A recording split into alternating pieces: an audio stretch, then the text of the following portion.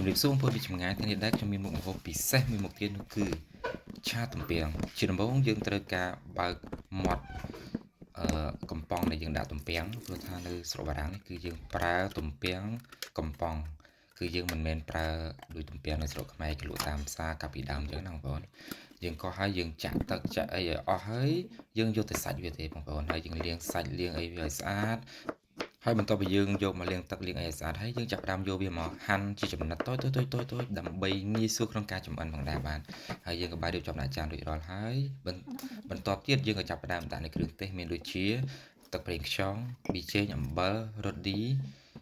ស្ករហើយនឹងដាក់ទឹកត្រីបន្តិចហើយបន្តមកទៀតយើងក៏ចាប់ផ្ដើមដុំខ្ទឹមដើម្បីហាន់ខ្ទឹមតូចដើម្បីងាយស្រួលក្នុងការឆាដើម្បីបង្កើតជារសជាតិឲ្យវាមានភាពឈ្ងុយឆ្ងាញ់បន្ថែមពីលើអញ្ចឹងណាដើម្បីបង្កើនក្លិនហើយបន្តមកទៀតយើងក៏ចាប់ផ្ដើមរៀបចំផ្ទះរបស់យើងមកហើយយើងដាក់នៅលើភ្លើងហ្គាសរបស់យើងហើយយើងដាក់ខ្លាញ់បន្តិចទៅដើម្បីវាក្តៅហើយគួរសមហើយយើងក៏ចាប់ផ្ដើមដាក់នៅខ្ទឹមសរបស់យើងដែលបានចិញ្ច្រាំហើយដើម្បីយកមកឆាចុះឆាឡើងដើម្បីឲ្យវាឡើងក្រហមបន្តិចឲ្យវា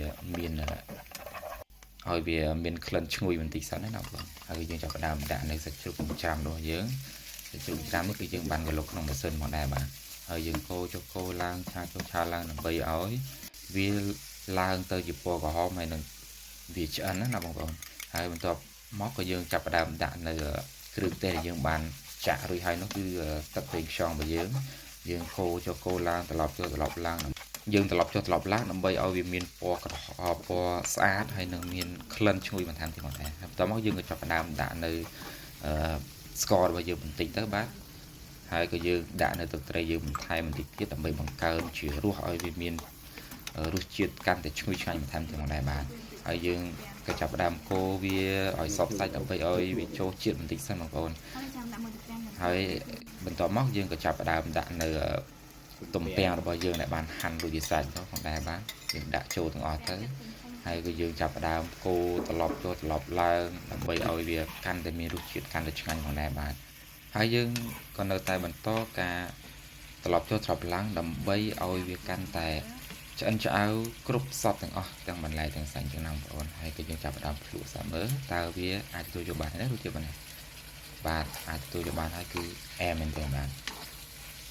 ប៉ុណ្ណេះគឺយើងអាចថារួចមុខម្ហូបមួយមុខសម្រាប់